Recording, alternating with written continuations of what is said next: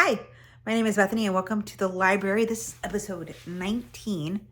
And today we're going to talk about nonfiction books for kids.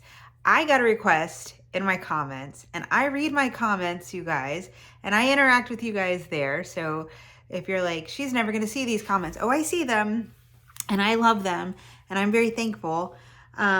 We may be currently a small but mighty army here, but I'm glad you're here.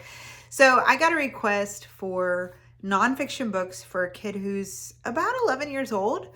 And so I'm actually going to do, this is going to be like a two-part series. We're going to do one part, which is today, and we will discuss chapter books that are nonfiction. And then I thought it'd be really fun to highlight some, we'll do a separate video on nonfiction picture books. And then because an 11-year-old kid is still going to enjoy a picture books, especially if there's like, I was going to say especially if it's nonfiction, but kids like to read. And so let's give them the books, As a reminder, the book list is going to be listed in the description. So if you don't have to write down these titles, you can just click on the link in my description and it'll take you to my Amazon storefront. It doesn't cost you anything. It's an affiliate link, but I do appreciate if you do decide to click on that. So let's get started. We've got quite the little stack going. As a reminder also, I am still finishing the Christmas haul video. I wanted to do a second series or a second video on that about the books that my kids got. But my children will not hand over their Christmas books. So that's taking a little bit longer to get there, but we will get there. Okay. All right. Let's get started. At a little bit of a stack to go through. A lot of these, it's nonfiction, and I tried to get like an array of options because I don't know what this child's interests are. And I had this thought because like maybe he's curious about people. Maybe he's curious about how things work. So let's start with the picture books. Okay. There's a huge shift right now with books. Shift is probably the wrong word. There's a huge, a lot of graphic novels are very popular with kids. And I get it. Like, you get to do a very unique art style and tell a story in it, which is really cool. So John Hendricks has written this book. Hold on just a minute, y'all. I'm about to sneeze, and you know I don't like it when you see it. Okay, sorry about that. This is a graphic novel by John Hendricks. It is called The Faithful Spy. It is a true story about a plot to kill Hitler. The I Survive series. So there's two different types of I Survive series. Same type of general idea. There's the I Survive books, and then they've now released I Survive graphic novels. These are really cool because it's real events that happen, and they usually tell them from the perspective of a kid. So it's a great way for a kid who's like curious about history and events in history, and to give them age appropriate books. So this is the graphic novel. There's a lot more options. There's others other than just this one about grizzly bears. And then you have the little books. So at scholastic book fairs, at schools, the I Survive series seem to be really popular.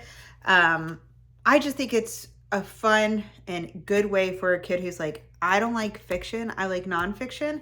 And then you give them an option for that. Okay, so let's move into, and here's another one. See, I picked out a few just to kind of give you an idea. So this one is the Hindenburg disaster of 1937. And this is the Great Chicago Fire of 1871. So you get some good different situations. This book, Bud Not Buddy, is a nonfiction book, and it is it's I have actually read The Watsons Go to Birmingham. I have not actually read this one. Watsons Go to Birmingham is a book by Christopher Paul Curtis. But the main character is a young black young man, And it just kind of, they're talking about like racial tensions during civil rights and things like that. So this is a good option. I think if you get a book by Christopher Paul Curtis, those are good, perfect options. Mary Anning's Curiosities is by Monica Coling. I got this book originally because look at this cover. Isn't that breathtaking? And then it tells the story of Mary Anning, who is a scientist at a time when girls weren't really considered to be scientists. This is a fictional book. Little Britches is an older book. It's by Ralph Moody. Think of it as Little House on the Prairie, but for boys. So, read Little House on the Prairie, but if you want it from the perspective of a boy, and the kid who requested nonfiction books is a boy. So Little Britches kind of talks about watching them build up their homestead and the challenges within that and the responsibility that this young kid had. They're ranchers, and I think there's more in the series, but this is the first one you want to start with is Little Britches. I have kids who like sports, and so I like to get them books about people in sports, about athletes. And so John Madden is one of the most famous coaches, NFL, Monday Night Announcers, all of that. So there's a series of books within this. I know it's like Michael Strahan, Troy Aikman. There's some other ones, John Madden.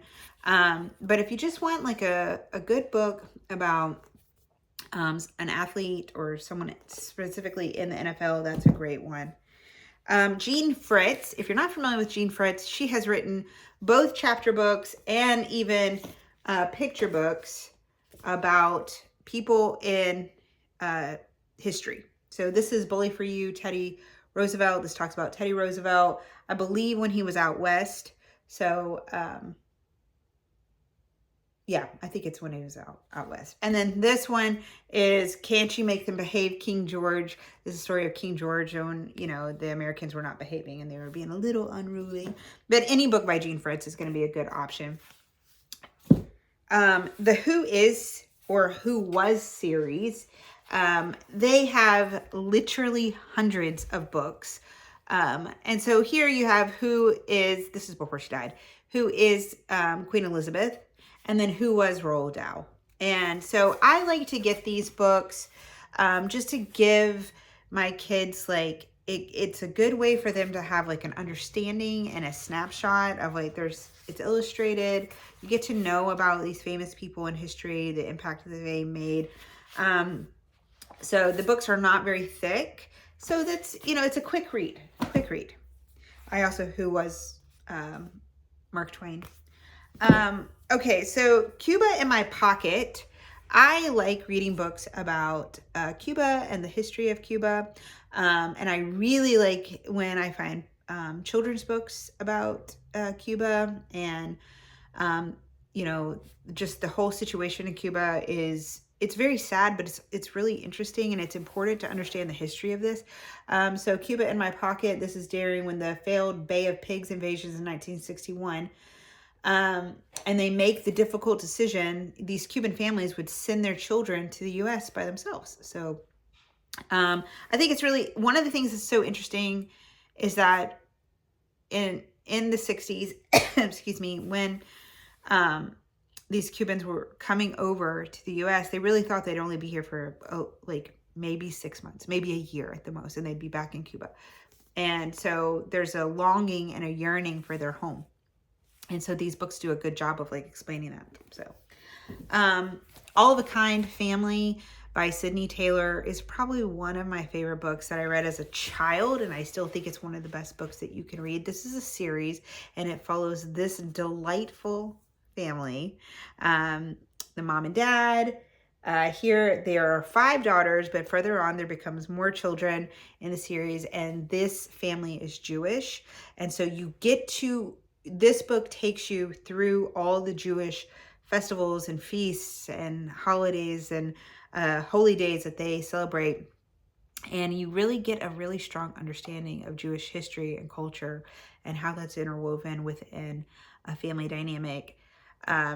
It was so amazing for me to read this as a child. I like having it in my home because I think it kind of like explains just, especially if you're Orthodox Jew, like they go into such great detail of how they prepare for Passover and Hanukkah and just all these different holy days, and that we, maybe if you're not Jewish, you don't celebrate those days. So I think this book is fantastic.